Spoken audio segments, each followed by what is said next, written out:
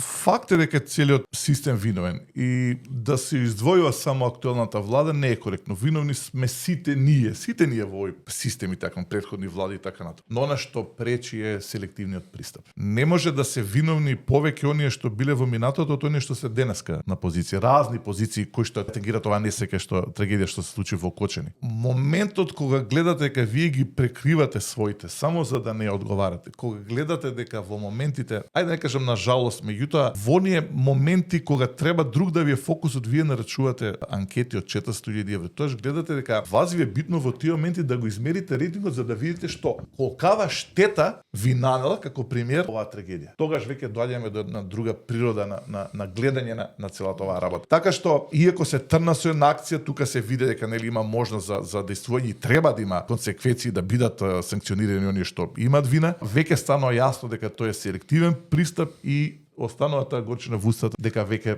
се злоупотребува на од владино во целиот овој настан.